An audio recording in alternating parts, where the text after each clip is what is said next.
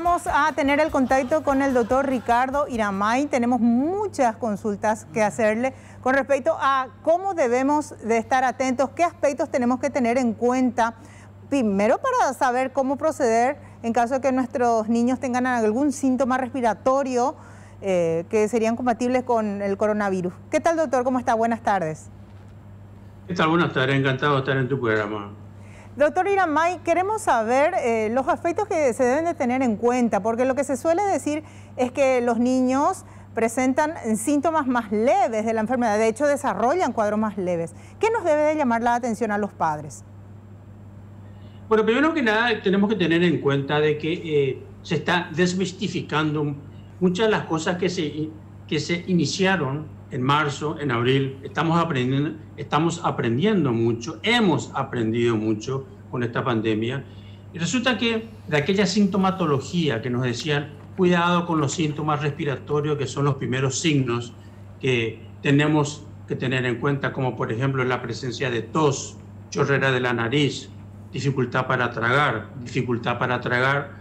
para respirar también.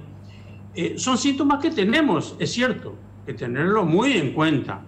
Pero resulta que en los niños, a diferencia de los adultos, están apareciendo en otro escenario clínico distinto. Es decir, para tal efecto es importante que las madres tengan en cuenta de que hoy en día entre un 30 a 40% nomás en los niños se está presentando la sintomatología respiratoria parecida a una gripe.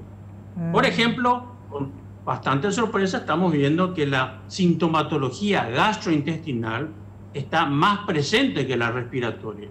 Por ejemplo, estamos hablando, según la literatura internacional y los trabajos que ya están apareciendo, estamos viendo que la presencia de vómitos, diarrea, dolor abdominal son muy importantes, incluso un poco más prevalentes que la sintomatología respiratoria. Estamos hablando de un 50-60% de síntomas gástricos. Entonces, los padres tienen que prestar atención. También los pediatras, nosotros estamos empezando a tener en nuestro país los primeros síntomas gastrointestinales, incluso complicados. Y ahí es donde viene un poco la pregunta, ¿cuáles son las complicaciones del COVID-19?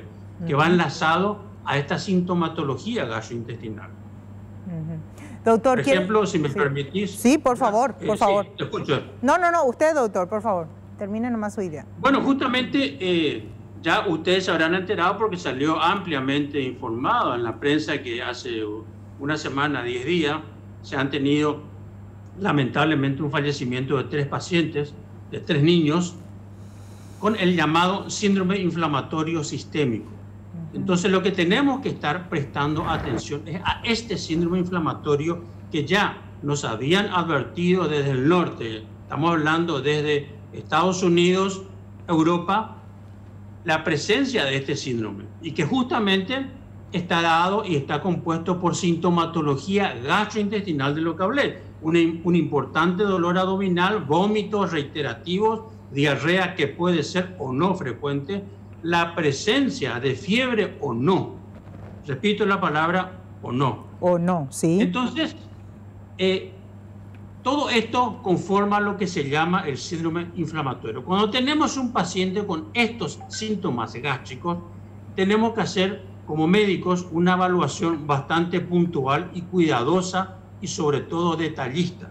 ¿Por qué? Porque detrás de esto puede estar la punta del iceberg, llamado este síndrome inflamatorio, que puede llegar a ser muy, muy grave. Nosotros, en el Departamento de Emergencias Pediátricas del Hospital de Clínica, justamente hemos tenido, hace 15 días, hemos ingresado a una niña de 5 años con este síndrome inflamatorio que estuvo pululando por varios hospitales en donde le decían no, que era una diarreíta nomás, tranquila, virósica, benigna. Y cuando vino a nuestro hospital, como nosotros nos estamos rigiendo por un protocolo internacional muy estricto, entonces los médicos de guardia han tenido una alta sospecha de la presencia de este síndrome. La criatura estuvo delicada. Nosotros en el Departamento de Emergencias Pediátricas del Hospital de Clínicas tenemos una área de críticos, entonces ahí le podemos internar a los pacientes que están bastante delicados. Esta nena se internó y por suerte le hemos dado de alta hace menos de una semana. Hace 5 días que le dimos de alta. Estamos colaborando con esto, entre paréntesis, con la terapia intensiva para no estar ingresando, porque tenemos que saber que hay pocas terapias intensivas pediátricas a nivel país. Entonces, el mensaje importante que tenemos que darle a los padres es justamente esto. ¿Ya? Cuando hay presencia de síntomas gástricos, porque todos siempre hemos creído que la sintomatología respiratoria es la luz amarilla del semáforo, y no es tan así. Entonces, por eso queremos llamar la atención en este aspecto, que tenemos que prestarle una especial atención a los síntomas gastrointestinales que recientemente he citado. Muchísimas gracias, doctor Iramain, por este dato importantísimo que nos está dando a conocer. Y tenemos entendido que está por realizarse un congreso de especialistas. Si nos puede dar detalles, por favor. Bueno, justamente con motivo de esta preocupación, yo me tomé la iniciativa de organizar un webinar. El Instituto Privado del Niño está organizando un webinar internacional con referentes internacionales muy importantes que han tenido una experiencia grande con resultados positivos de este síndrome inflamatorio multisistémico debido al COVID-19.